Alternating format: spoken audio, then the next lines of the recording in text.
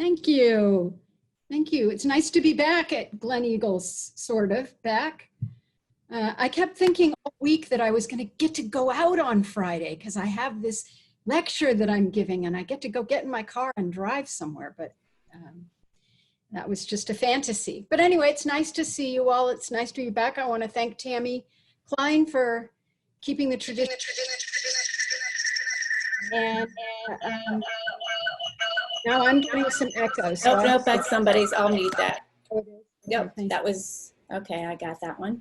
And everyone can hear me okay and see me okay? I am going to now make myself very small and share my screen.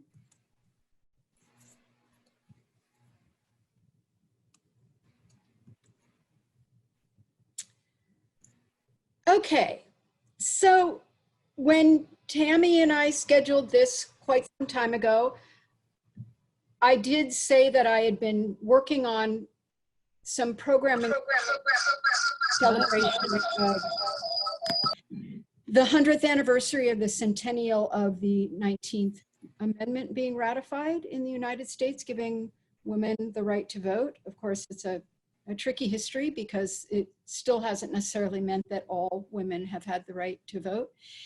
But nevertheless, it's worthy of commemorating. I was going to be doing an exhibition at FAU in the fall. That's not happening. So I'm going to try to do some lectures like this one, which premise of this lecture, it doesn't take place in the United States. It actually takes place in Paris. But the premise of it is that visual culture plays a big role in the way in which individuals from different groups, identity groups, whether gender, class, race, ability, etc., have power or their lack of power. And so this is an art history lecture, but it also has quite a lot of popular culture imagery in it. And we will actually find our way to the context of women's suffrage at the very end. So I am fulfilling that promise. This is going to focus on Paris in the later half of the 19th century. It will range across a number of different kind of paths of inquiry that I've been pursuing for years. Since I was in graduate school, I took a seminar called Forms of Seeing. And so I've been interested in the concept of seeing, how we see, how we perceive, but also what it's like to be seen, to be observed, to be watched, to be glanced at or gazed at or stared at. I don't really propose a single thesis in this talk or even a new idea, really, but it's a synthesis of a lot of different themes that I think have something to tell us about women's campaigns for increased equal rights, beginning and really ramping up at the period we call the fin de siècle, or the turn of the century. And their continued battles, our continued battles for equal rights, equal pay, equal justice, equal access, even today. I'm very indebted to a lot of scholars, in particular feminist scholars, whose names will be sprinkled throughout. The title, Seeing and Being Seen, refers to a specific way of understanding the particularities of the new modern city in the later 19th and early 20th century.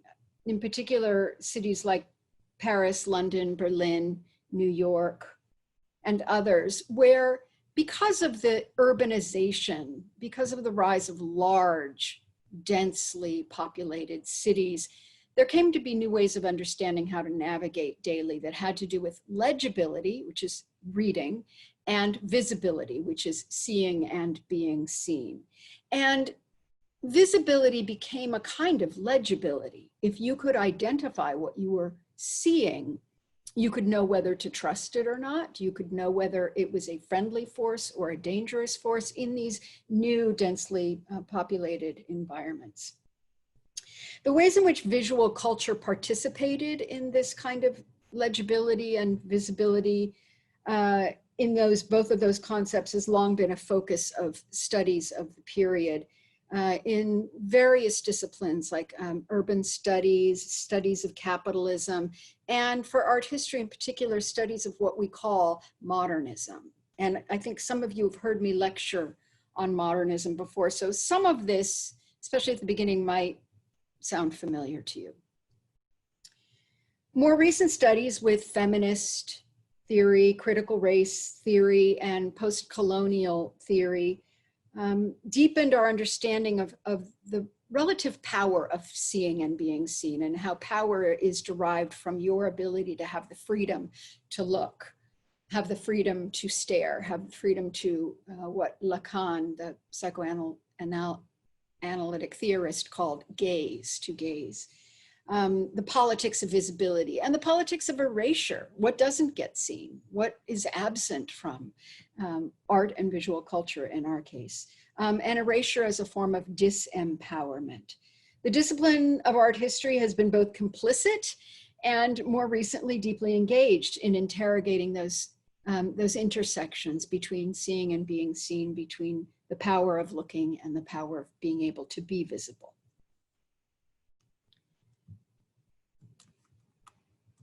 When Paris underwent a massive rebuilding project in the mid-19th century, which again, I think some of you have heard me talk about a little bit in previous visits, and an urban renewal of what was largely up to that point still quite a medieval city, although there had been renovations earlier in the century.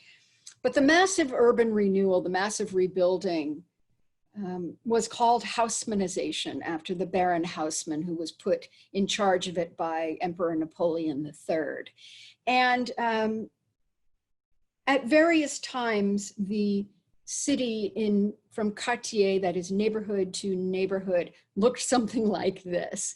And there's something of a magnificent ruin to this image by Marville, who was paid by the city of Paris to track this urban renewal, this rebuilding, this massive rebuilding, and the fascination with these ruins. And you can tell with the high horizon line and the sort of drawing your eye right into the center of the demolition, and then up to these towering apartment buildings over there. There's something heroic about it.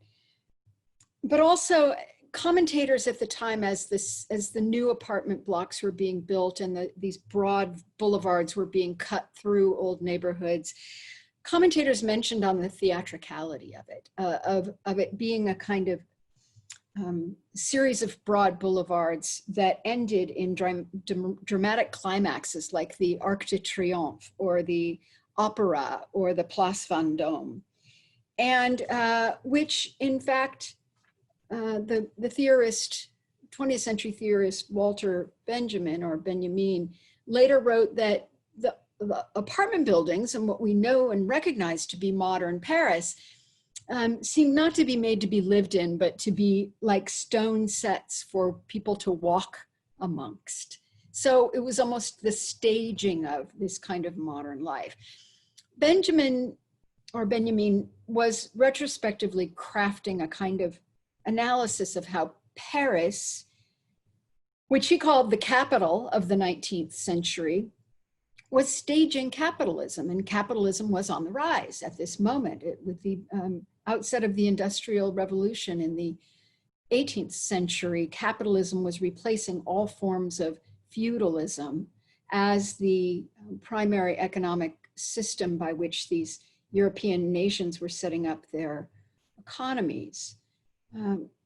Haussmannization was accomplished through capitalism, through speculation, through massive private investment. And Haussmannization displaced large numbers of working class people. About 300,000 individuals were displaced from the city. And Haussmannization broke up entire neighborhoods that had previously been some ethnic neighborhoods, some working class neighborhoods.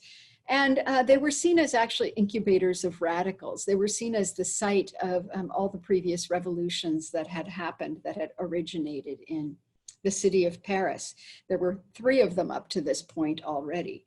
In some ways, Haussmannization was a counter-revolutionary strategy, precluding the possibility, for instance, of barricading those narrow medieval roads. It was not entirely successful because post-Haussmannization, there would be one last revolution called the Paris Commune. Practically speaking, the wide sidewalks allowed for the flourishing of cafe culture that was already part of city life, but opened it out for more gatherings of larger numbers of people. And this is an aerial view, of course, which demonstrates those broad boulevards, again, arriving as in Place Vendôme at these monumental structures, either the Opera House or a monument. This one happens to be to Napoleon. The acreage of the city was doubled, and the number of trees was doubled, which must have been lovely, making it more livable and shadier. Policemen were put on night watch, making night patrol, making night entertainment safer and safer to walk in the city. And there was better and more abundant street lamps, originally gas and eventually electricity. Can't hear you. Okay, can you hear me now? Yes? Okay. I hear you fine. Okay, thank you. I'll just sit up a little closer then. Thank you for telling me. I don't want you to miss a word. Better, more abundant street lamps facilitated a vibrant nightlife. The massive and permanent shift in the experience of daily life in these large cities like Paris provided the conditions for what we call modernity. And modernity is very specific to this time. It doesn't just mean modern. It means modern in the conditions that were given rise to largely because of the Industrial Revolution, urbanization, mass communication, mass transportation. Capitalism, in essence, speeded things up. Things got built faster. They got bought and sold faster. The influx of new arrivals in large cities such as this, as agriculture became industrial, and so those who had been subsistence farmers found themselves moving closer to cities where the factories were often located on the outskirts. And demographic shifts as a result of colonial conquests that made large colonial populations move to large cities, and just general immigration itself created the sense of large cities like this as being illegible, unreadable, foreign, strange, scary for these massive numbers of people. Imagine having grown up in a small town and then finding yourself dropped in the middle of Times Square. Just imagine how displaced, how unsettled you would feel. The idea of the newly renovated Paris as a staging ground, not just for political capital or as a capital of the country of France, but for capital itself, staging France's industrial might, its wealth, and the rising fortunes of the middle class, what we call the bourgeoisie, and their performing of their improved fortunes in the form of fashion and strolling and that sort of thing. What Benjamin called a modern phantasmagoria of consumption. And capitalism gives rise to consumer cultures, as we know. And this finds echoes in all of the literature and all of the poetry and all of the novels and all of the travel guides and all of the culture that is being produced at this time. What Vanessa Schwartz describes as the spectacular and sensational urban life promoted on the boulevards and in the mass press offered the means through which a new collectivity was constituted, one that was distinctly urban and quintessentially modern. And that's how we generally refer to the bourgeoisie, the roughly upper middle class that was now the dominant class as opposed to the elite classes, the aristocrats who had been the dominant class in the previous century. Now these middle class merchants and factory owners and other speculators, financiers, robber barons, as we call them in the United States. They were the dominant class. Here's one of those broad boulevards just to give you a sense.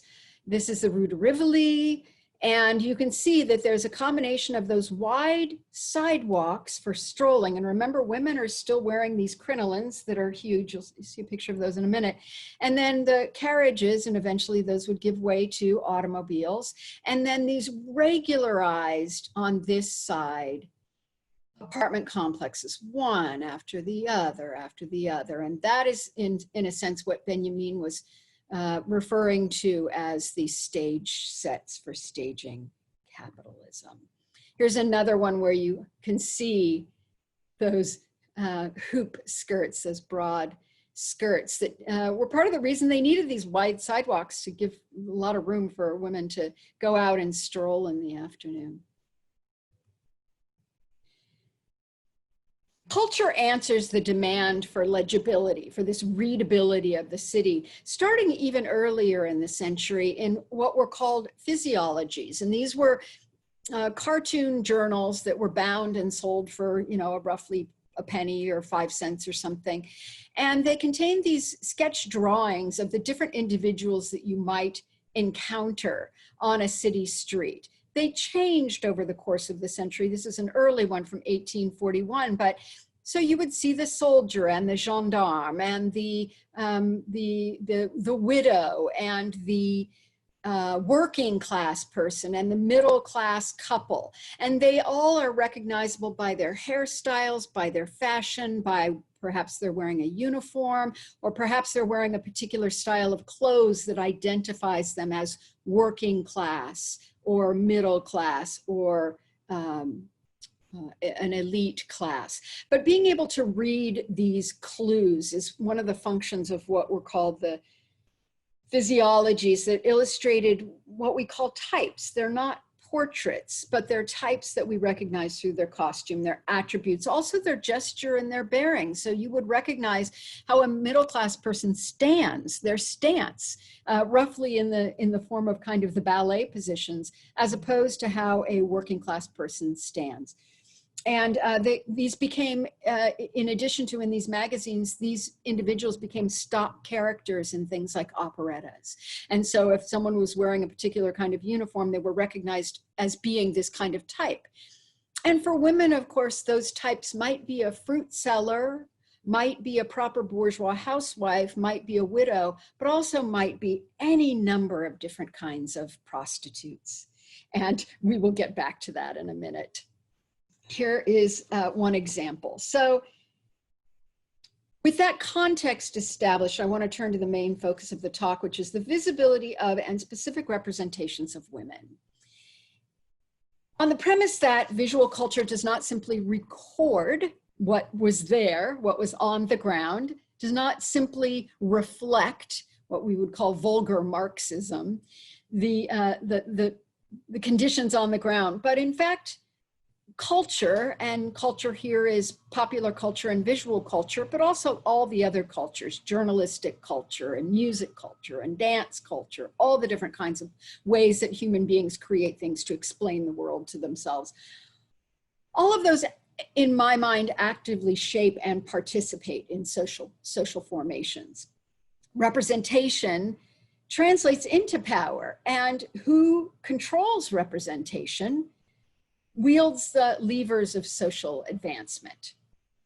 And so my scholarship for years has focused on and examined both the stereotypes of women, and this is one of them, and then noticed the sign systems that have sort of pigeonholed women into assigned roles, but also the lesser noticed evidence of resistance and agency. And we'll get to the resistance and agency, I promise, because that's the fun part, how women were able to establish their own visibility through various means.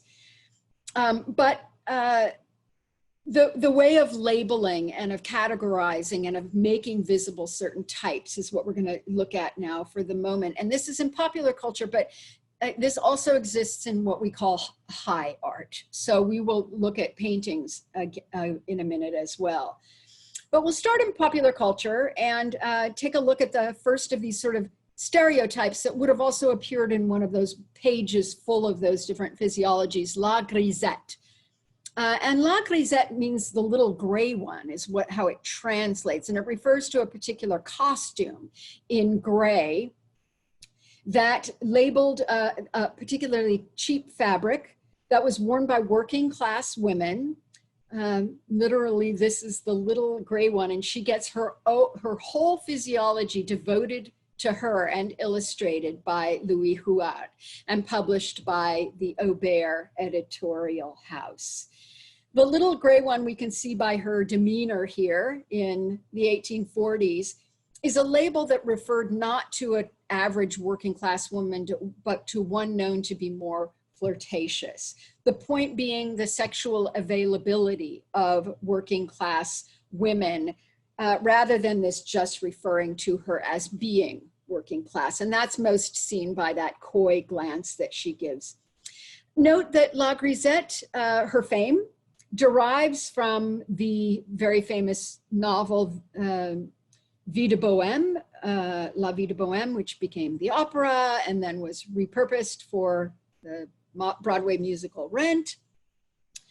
But she's essentially an impoverished shop girl, but also a willing muse, perhaps an artist's model, and perhaps her sexuality is for sale as well. In other words, she is perhaps procurable for a price. Okay, so La Grisette was only one of many, many names for women who were perceived to be, or who were presented in culture as procurable. Grisette, lorette, cocotte, courtisane, demi-mondaine, pieuse, femme de maison, fille publique. Her identity, visible in many forms throughout the century, offers necessary cues to her character, distinguishing her from a more respectable woman. Visual clues contributed to the accurate reading or legibility of the city and its inhabitants. A subtype of the larger category termed with all of these names that end in et, E-T-T-E, was La Parisienne, the woman of Paris, the modern woman of Paris. All of those subtypes are in some way subtypes of La Parisienne, but La Parisienne is a larger subtype of women on view in public.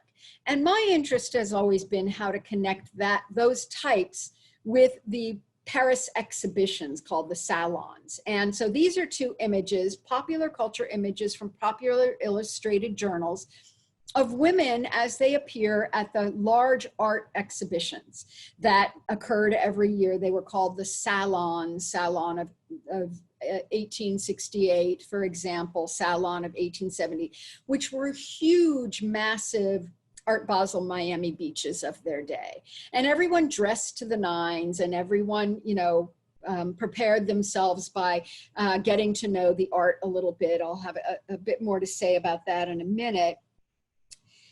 But the joke that's being made a little bit here is that these women are as much there to look at the art as they are to be seen. And so they are part of the spectacle, in a sense. La Parisienne, and here she is in a painting by Renoir. La Parisienne is seen to be absolutely up to date in fashion from top to bottom, fair of face and beautiful of form, and a emerging type that is visible in the visual arts of the high arts and the popular arts, as representing a kind of commodified femininity, a kind of staged femininity. Tamar Garb writes about it this way: one which was packaged to create an alluring, eroticized spectacle centering on the fetishized fashionable body and the flirtatious address of the female figure. Barb continues, far removed from the court beauty of the 18th century, the Parisienne connoted an urban creature whose tantalizing presence and mysterious allure was linked to the enchantment and potential dangers of the modern metropolis. And this caricature perfectly characterizes the danger part of it, which is that I mentioned all of those different grisettes and lorettes and different demi-mondaines, all these different women who were somehow perceived to be procurable. So that is, they were not good, proper bourgeois housewives, increasingly dressed exactly like the proper bourgeois housewives. And that made legibility difficult. They're here. Holly difficult is the last word I said. Hollis Clayson asserts the efficacy of caricatures like this, which is about a form of legibility. As visual aids in helping those strolling the dangerous streets of Paris in the dense urban environment, this caricature by Carlo Grip perfectly summarizes the root of her argument. In the image, we follow in the steps of two men, these two dandies with their hats and their suits, scrutinizing elaborately dressed and with elaborate hairstyles, two women on a Paris street. The caption records one of the men insisting that the figure on the right is the respectable girl, and the other disagrees, choosing the figure on the left as the respectable girl. Fashion, especially what was increasingly what we call pret-a-porter or ready-to-wear fashion, was increasingly available in department stores, and being able to have access to these fashions suppressed the class distinctions that had previously been readable through clothes, so that a woman who was procurable would be more recognizable, like the grisette. But increasingly, prostitutes were able to buy the same clothes that the respectable women were.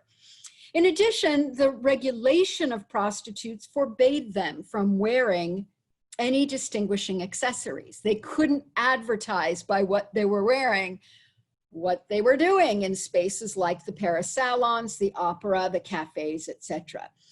That's the dilemma that the caricaturist Carlo Grip illustrates here. Clayson is demonstrating that fashion, going beyond navigating class and simulating the false power of consumption, was actually empowering women to use clothing as their own sexual lure, mitigating or undermining the male sexual mastery that came from caricatures or stereotypes like the grisette, muddying the signals in a sense. Clayson's argument examines paintings that traffic in this, and I argue that caricatures like this one illuminate that strained syntax of legibility. Again, art operates in this realm too, and this is the famous artist Kai Bott. You're probably most familiar with him for his painting Paris Street, Rainy Day, but this is another work by him that operates in the same recognizably Haussmannized, that is modern, rebuilt Paris on one of those broad sidewalks called Europe Bridge, or Pont de l'Europe, from 1876. It's a similar ambiguity as the previous caricature, staged in a work by one of the most astute chroniclers of the modern metropolis.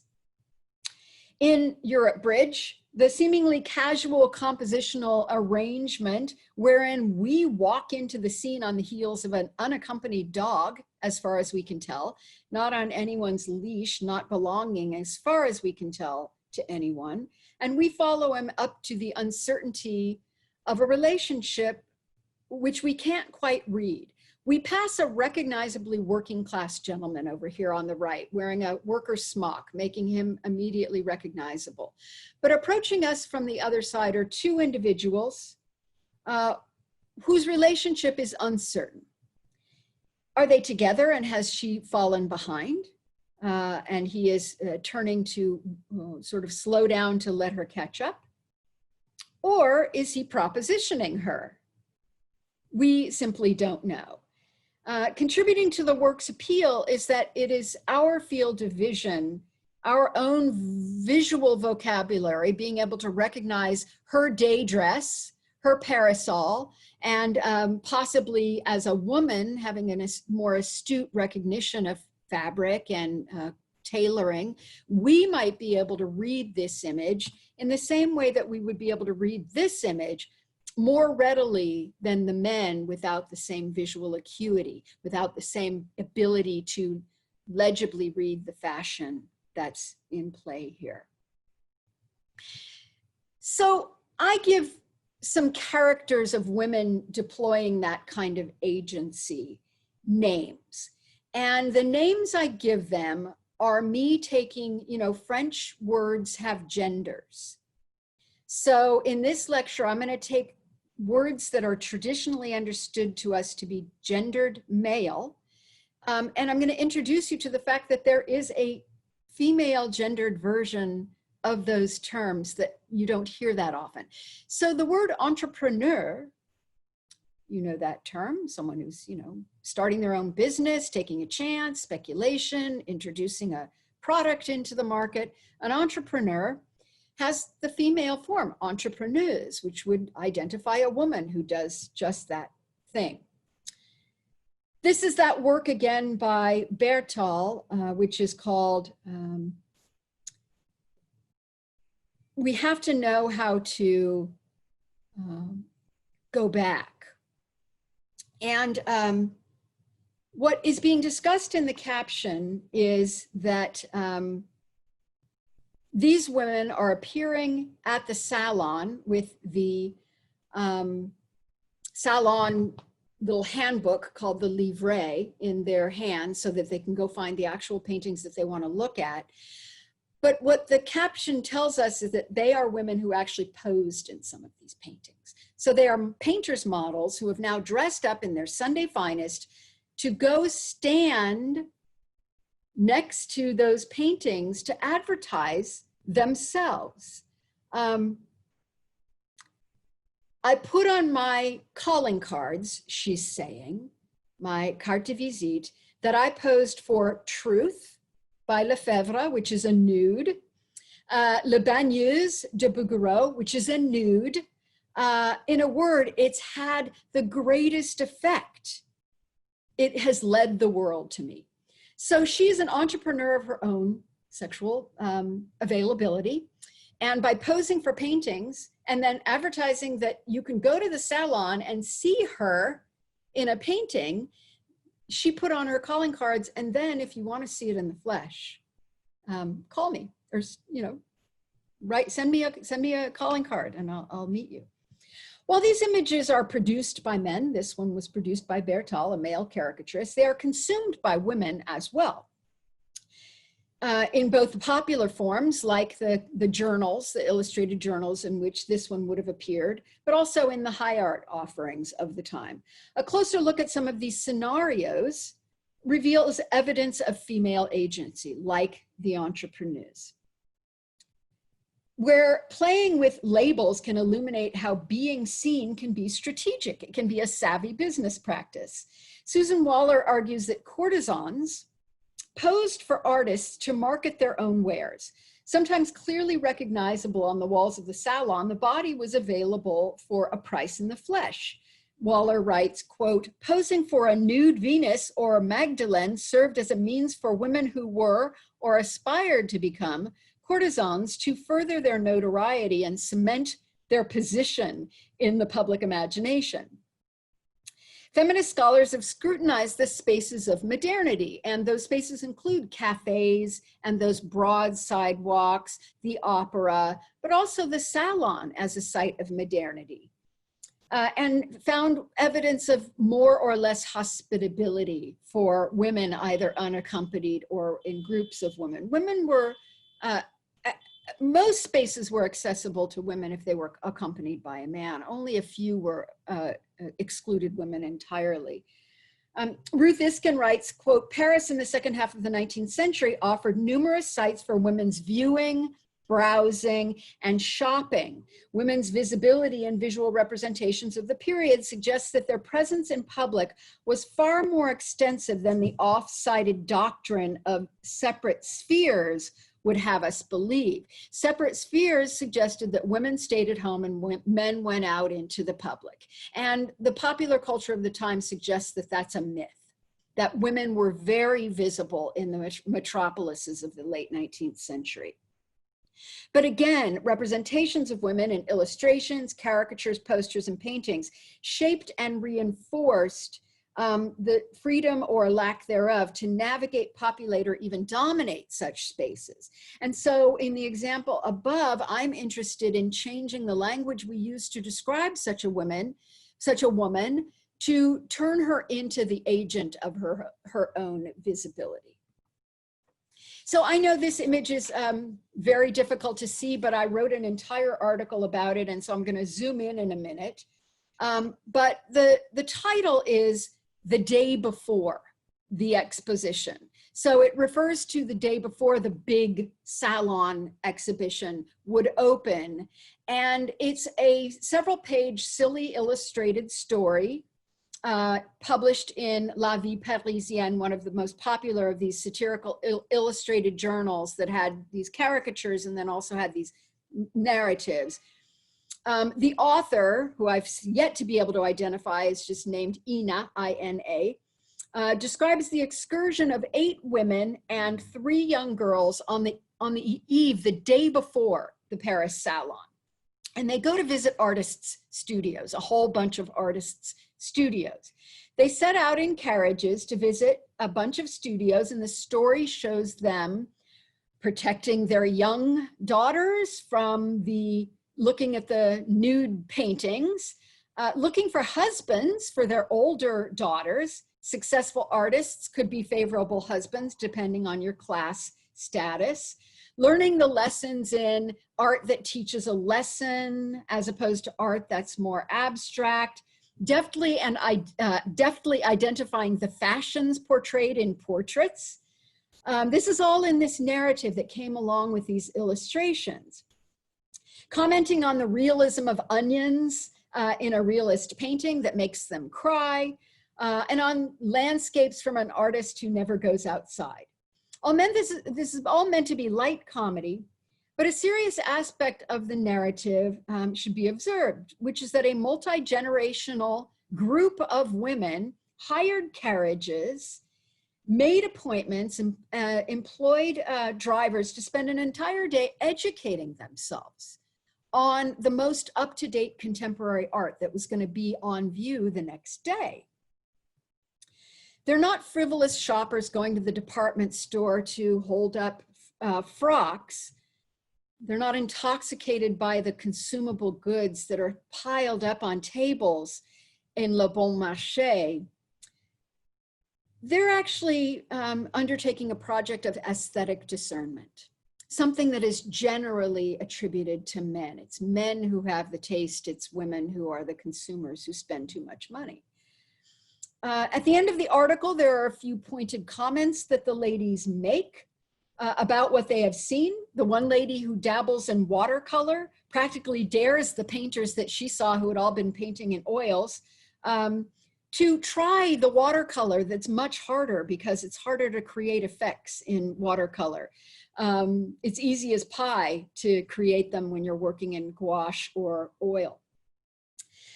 The lady who wants her portrait done decides that there isn't a single good artist in any of the studios that they visited. And so she's going to have a photographic portrait done instead, which is a scathing critique of all the painters that they had gone to visit. The 300-pound woman loosening her corset is pleased to have lost 15 pounds on the adventure, suggesting that going and art viewing is a useful exercise. And the lady who always looks but never buys anything no longer feels embarrassment at this. So they're all acting as art critics. Essentially, each in their own way passes judgments, summarizing things as neatly as smug salon critics would be doing after they viewed the real salon the next day. No one more succinctly than the one who simply said, "Art is sick indeed." The resemblance of these comments to art criticism, but attributed to female characters, to the actual reviews that would be published, written primarily by men, only a few women have been identified that actually wrote art criticism, is worthy of note. In addition, though the text repeats many of the standard visual treatments of women in relation to the art world, they're nevertheless presented as being discerning. And my favorite detail of this discernment is this one, where a painter of massive history paintings, what we call grand machines, great contraptions. You can see the painter is up here on the ladder, putting the finishing touches up here. But these women in their crinolines, in their corsets, have also felt the need to climb all the way to the top of the viewing platform to see the work from the perspective of the artist. That is connoisseurs, which we'll get to in a minute, commitment to make sure that they're seeing what they are seeing. They are connoisseurs. And that word too exists. We think of entrepreneur and we think of connoisseur, but there are entrepreneuses and there are connoisseuses. A woman in public and less clearly accompanied either by a female friend or parent or guardian or aunt will always be suspect and will always watch themselves being watched. They'll always be aware of themselves being watched. Male artists tend to frame them that way, as watching themselves being watched. On the other hand, though, Degas, the male artist Degas, portrayed his great friend Mary Cassatt as being absorbed in looking. And this is oft reproduced. He made it as a print, he made it as a watercolor, so it was reproduced in multiple forms. He depicted Mary Cassatt and her companion in the Louvre looking at a sarcophagus. And Mary Cassatt is so unaware of being looked at, she's so absorbed in the looking at this Etruscan sarcophagus that she leans heavily on her umbrella and has a sort of even off-kilter appearance. And that is in some way the way in which Degas chooses to take Mary Cassatt, the great artist, out of the realm of being looked at and instead making her the viewer, the one who is actively absorbing the complexities of this work from antiquity. Cassatt was amongst those artists that we call the Impressionists, and they took modern leisure subjects as one of their main motifs. And so while the caricaturists and the illustrators were going out on the streets and illustrating and capturing modern life, so were the Impressionists. It was one of their favorite motifs. And one of those motifs was the opera. And so I'm going to go back to Cassatt in a minute to return to my theme of women and agency, but I'm going to use this work by Renoir in the form of a comparative analysis. So the opera was one of those sites of leisure activity, middle-class leisure activity increasingly. It had previously been largely an elite art form. By the later 19th century, it was populated by those of the middle classes. And this is Renoir's work called La Loge, which is right at the beginning of the Impressionist period. The first Impressionist exhibition was 1874. And here he presents a box, a loge box, with two figures in it, and one is looking and one is being looked at. And the woman in the front holds her own opera glasses, but she's not in fact using them. She is highly powdered and primped and dressed to the nines with gloves and feather boa and pearls and a flower in her hair. And she is fully aware of being part of the spectacle, being on view. Her companion, on the other hand, also dressed to the nines with gloves and tuxedo and bow tie, is not paying any attention to her, not paying any attention to the opera, but is instead spying on someone else in another box, probably a pretty young woman. So again, the circuit here is the traditional circuit of seeing and being seen. The woman being seen on view, part of the spectacle, part of the show. The man doing the looking, in charge of his own gaze and spying on someone else. Mary Cassatt reverses that, and again, gives the agency, the power of looking back to the woman. This is her work In the Loge.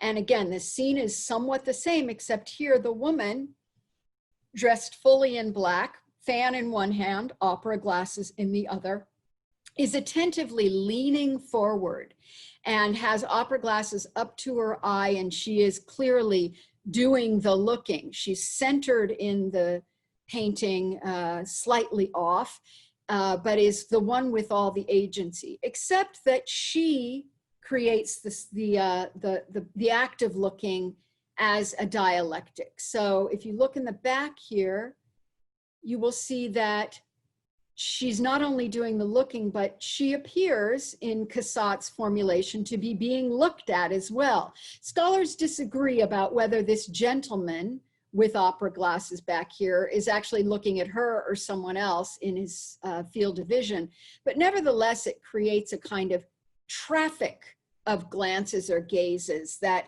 complexifies the staging of seeing and being seen.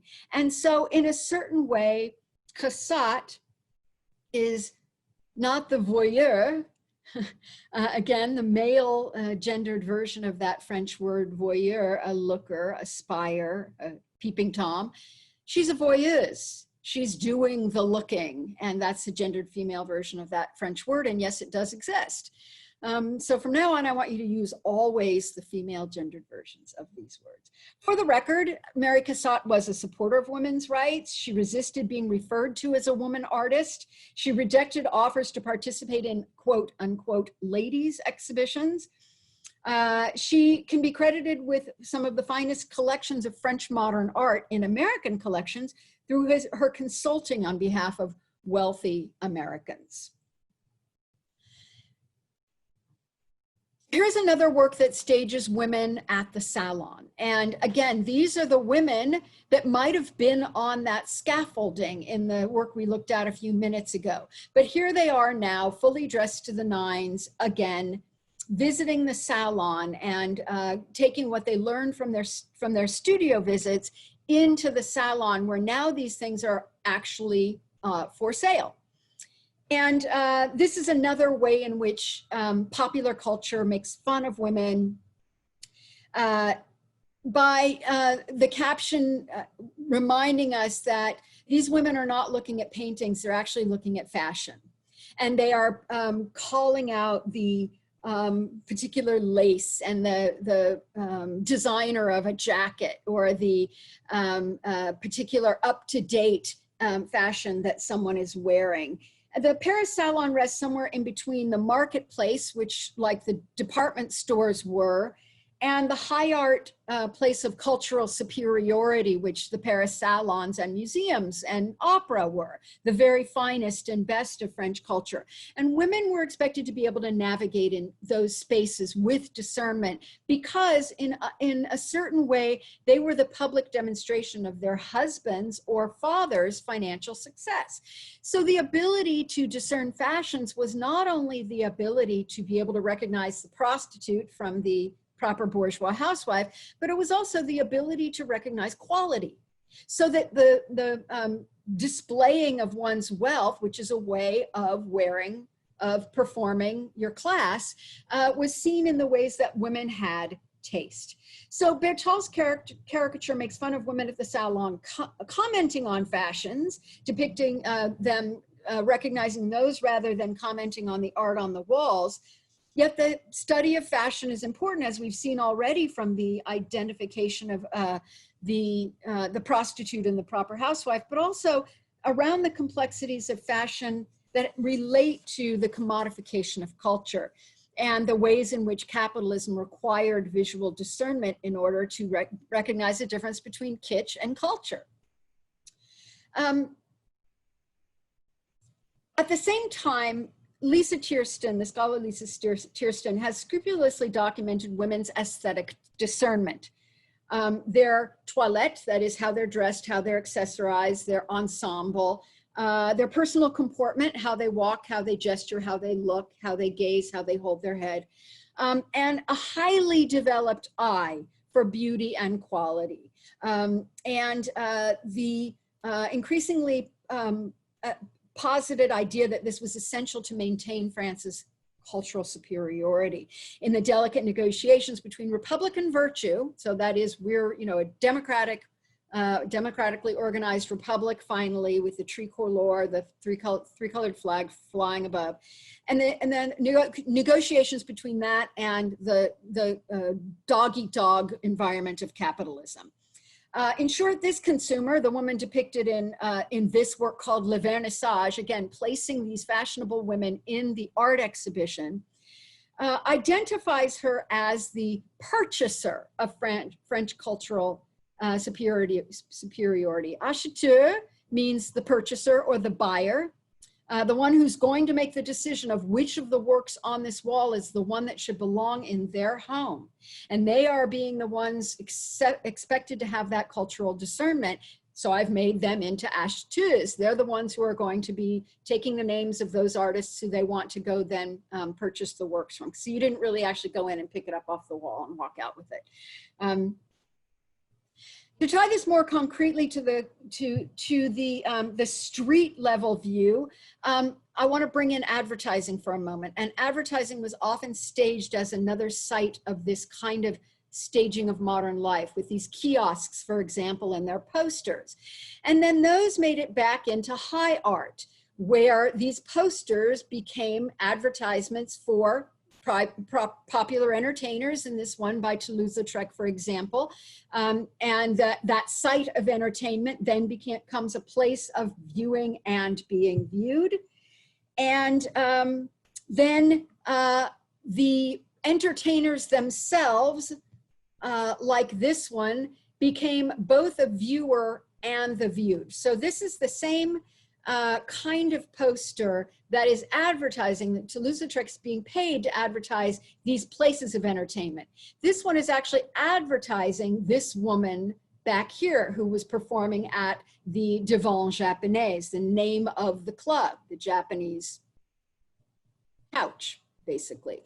But in fact, this person who is there as a customer is actually also a performer like her, but she's widely recognized because of her bright red hair and her famous hats. And then there's this weird kind of creepy old man who's maybe hitting on her, we're not sure. So this is a whole kind of high art, popular culture being seen, like the entertainer back here is being seen, and then being the seer, being the one who's paid in order to drink and gets to be in the audience, watching this performance of Yvette Guibert, the famous performer. And then you get at this same time, and we're wrapping up here, I just have a couple of more slides, you have popular culture taking on the concept of the new woman. And the new woman is a 20th century concept, and it revolves around the idea of women in the last decades of the 19th and early decades of the 20th century agitating for more rights. They wanted to get married later. They wanted to control their own finances. Women were starting to go to university. They were increasingly seen in more workplaces, like those places like department stores, where they were allowed to sort of go up through the ranks. Their visibility was enough to spur widespread debate in journalism, but also in popular culture, like works like this. The bicycle was a popular emblem of the new woman, and the new woman here in her sassy riding clothes and riding hat and riding gloves is paired against these two old figures practically taken right out of a real French realist painting of earlier in the century, two, quote, peasants. And they're the old France, the old gray France. And this is the new, sassy, fashionable France. And she's going so fast that she's literally riding through and sending off a bunch of squawking geese. It's a really wonderful, wonderful illustration from just at what we call the fin de siècle, the turn of the century. The new woman And this is a female artist, Frances Benjamin Johnston's portrait of the new woman.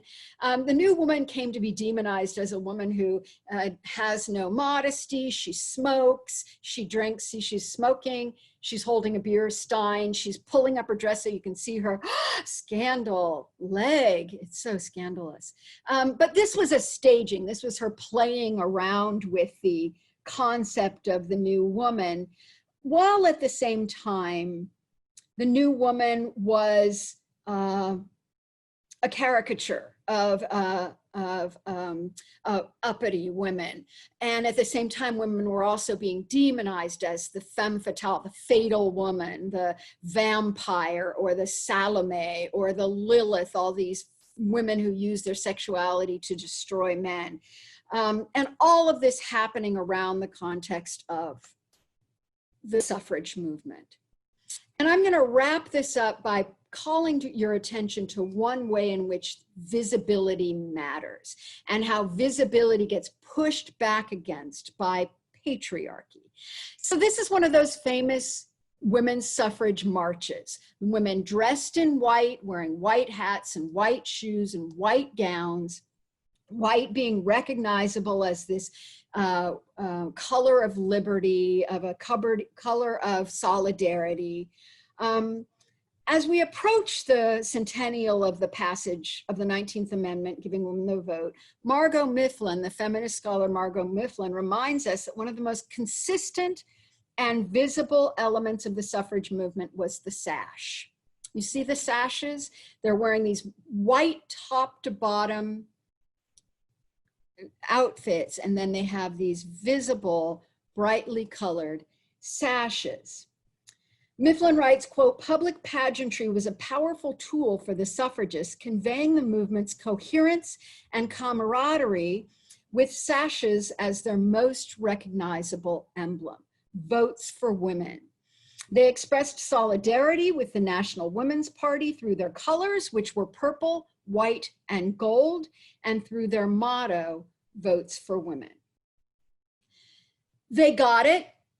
A lot of things happened that helped them to accomplish that. The First World War helped because women served in it, and once they had served in it as medics and nurses and others, it was harder to argue that they didn't deserve the full rights of citizenship. It passed, it was ratified in all the states needed for ratification. And then, as Mifflin writes, the language of the sash got flipped. And the very first Miss America contest happened just a few years after the passage of the 19th Amendment. Mifflin reminds us that the 1921 Miss America pageant was dubbed America's Most Beautiful Bathing Girl. So they took women out of these floor-length, properly cut, tailored suits and put them in a spectacle of bathing costumes. And there are the sashes. She goes on, quote, "The Miss America pageant took shape a year after women's suffrage in what now looks like a spasm of anxiety about the prospect of newly empowered voters claiming their independence. When the first 8 contestants hit the beach in Atlantic City's East Coast inner city beauty contest, which would become the Miss America pageant, the women, who were girls really, wore, quote, bathing costumes that were not just scandalously skimpy, and guess what, these are, but also illegal, requiring the temporary suspension of the ban on the boardwalk for the ban on revealing beachwear for the length of the event. And there were the sashes, denoting a city, a state, and ultimately the winner. So now those sashes don't identify solidarity. We are all in this together, votes for women. They singularize the women, here Camden, as now just representing versions of beauty from the different boroughs, in a sense. This is my mom. My mom was Miss Reno, as you can see from her sash, in 1951. She participated in the Miss Reno contest, then the Miss Nevada contest. She was named Miss Nevada, went to Atlantic City with her mom, my grandmother, Violet Sollers. She is pictured here in her bathing suit, which she despised the bathing suit contest. They literally staged photo ops where a local celebrity took a measuring tape and measured their calves, their thighs, their waists, and their busts, while there was a photographer photographing this measuring contest. Mifflin continues, draped across the bodies of beauty queens, the sashes denoted local affiliation and individual apolitical aspiration. The Miss America pageant was not about women, it was about woman, capital W, woman, as an ideal, as an object, as a thing, as a spectacle. Visibility as viability, as we've seen throughout, and as we saw with the phenomenon of the Women's March in 2017. I'm there, somewhere in the middle of that. I'm not wearing a hat, but my small 17-year-old accompanier was. It was not only the numbers of the Women's March, although they were historical on a global level, but it was also the unmistakable, visible marker of the pussy grabbing back after the vulgar remarks spoken by Donald Trump, which did not preclude him from being elected president, something I'll never get over. The pussy hat is in itself controversial because the Women's March was criticized by many as being white and middle class, even though the organizers of it were quite diverse. But nevertheless, we're seeing marches out on the street again today, and they are a rainbow of colors and visibilities. And so the streets, the sites of modernity, the public spaces are being taken over again, and even by a more intersectional crowd. The lessons of seeing and being seen show up. Stand out as wear a yellow banner across a white dress, or wear a pink pussy hat, or today there are even other forms of visibility. Wear a mask. It shows where you stand in your relationship to society, that you're willing to wear that mask to protect others. Be seen, resist.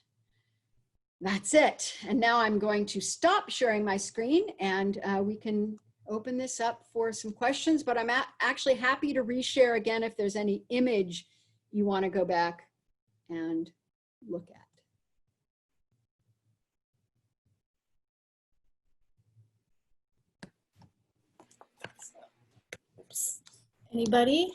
Anybody have any questions? I have one. You don't mind if I ask the question? Go.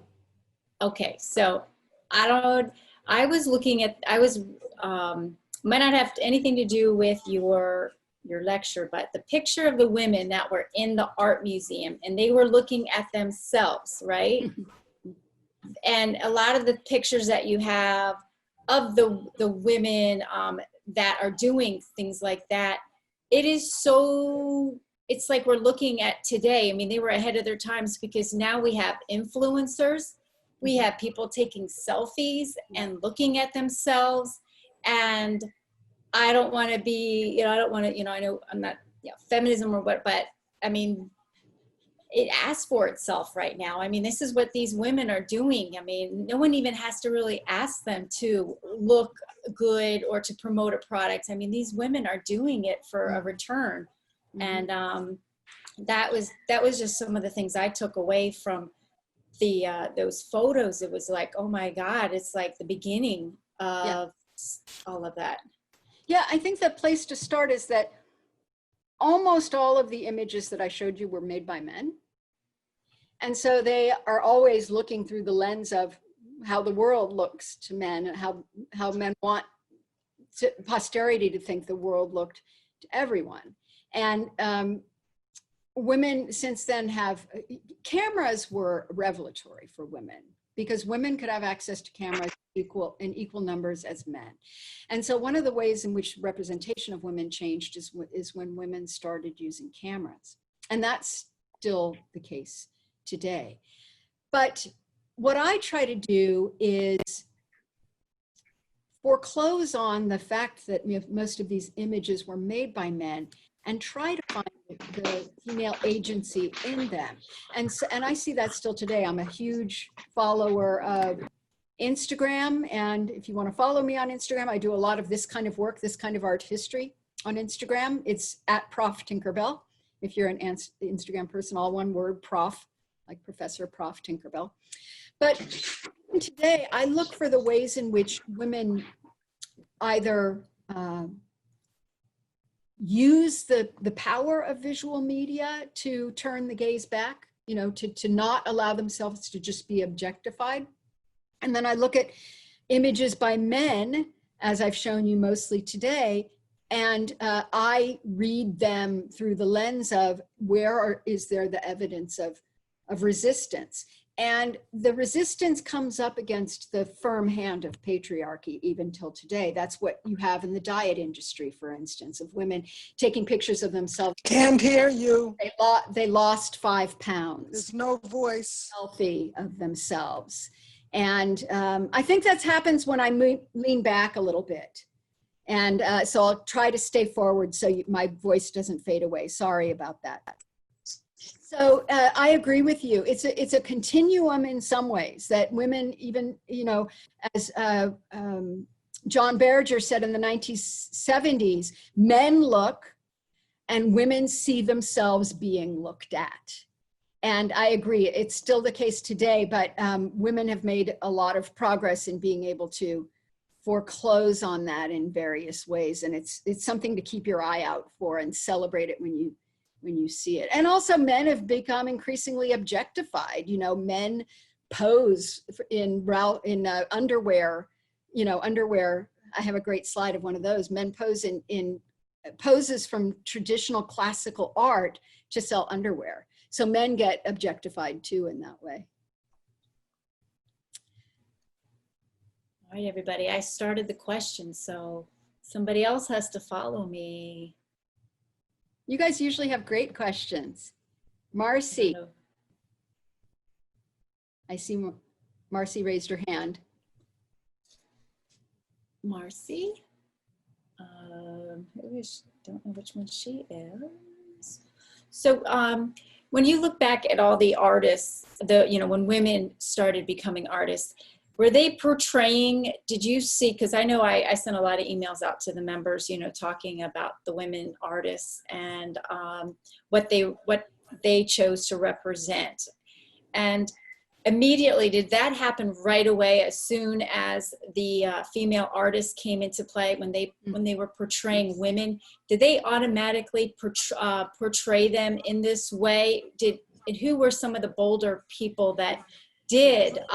Like, hey, you know, I have a canvas. I might not have a camera, but I'm going to change the way we see women on canvas. Yeah. So it happened slowly. Women were allowed to learn how to paint and learn how to draw fairly early on because it was considered a pretty genteel activity, and it didn't require, you know, being out in the hurly-burly world of the business world or whatever. But until the period that I start to talk about, they were mostly flower painters, maybe landscape painters, maybe painters of portraits. So in the period of Impressionism, you start seeing the emergence of artists like Mary Cassatt, Berthe Morisot, Ava, what's her name? Just went out of my head, Suzanne Valentin, and into the 20th century, joining, being allowed into, I guess, joining what we would call the avant-garde. And Mary Cassatt was probably the most memorable for placing, she's traditionally remembered as a painter of women and children.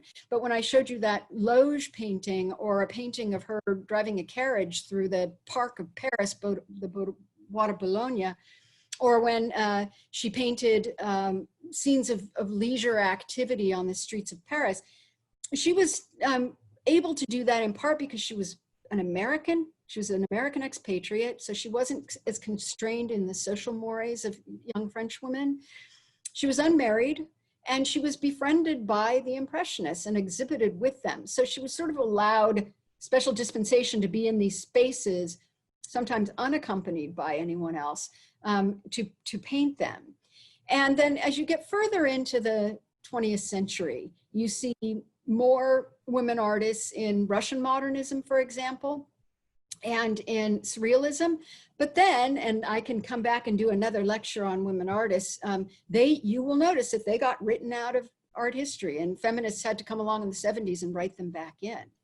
And we've been doing that for about 40 years now. Literally, my class that I taught this summer, my online class that I taught this summer, I used an older textbook from the early 90s because it has a film series that goes along with it, and it's Robert Hughes' Shock of the New, and it worked well in an online setting for them to watch the video and then read the chapter, and then I gave a lecture.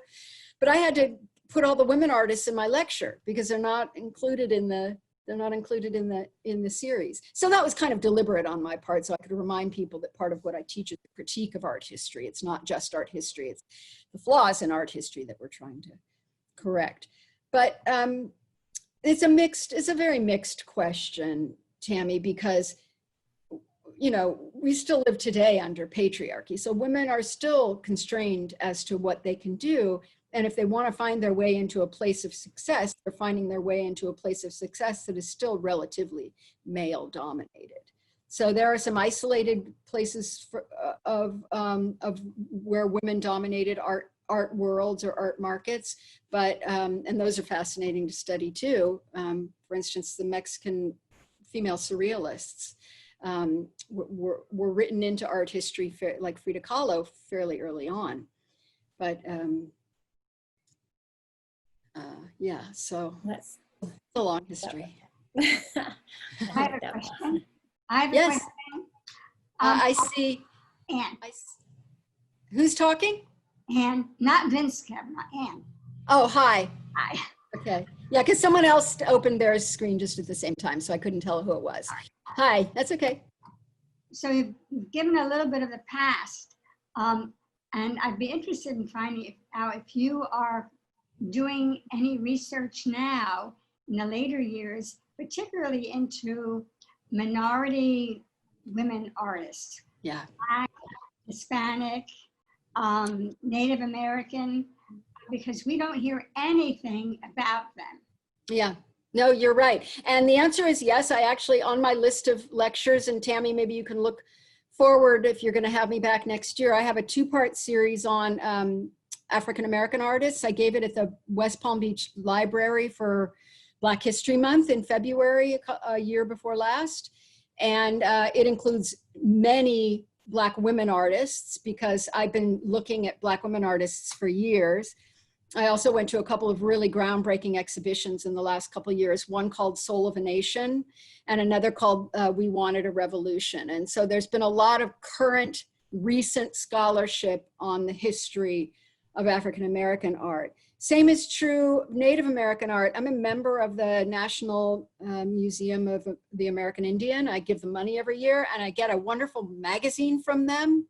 And so I've been teaching myself about Native American arts of many different sovereign nations and confederacies, historical and contemporary, from reading that magazine, and have begun to integrate more of that into my teaching too. You know, all of this, you're hearing about it right now, is called decolonization.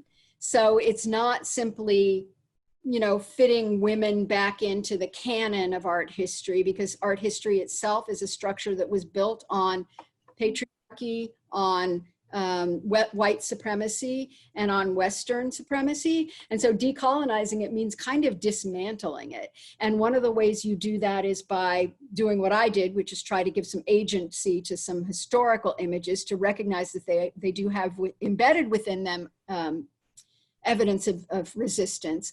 But it's also of just making sure that every time we teach, we're cognizant, or lecture, we're cognizant of the fact that the operations that I was trained in taught me a bunch about a bunch of dead white male artists.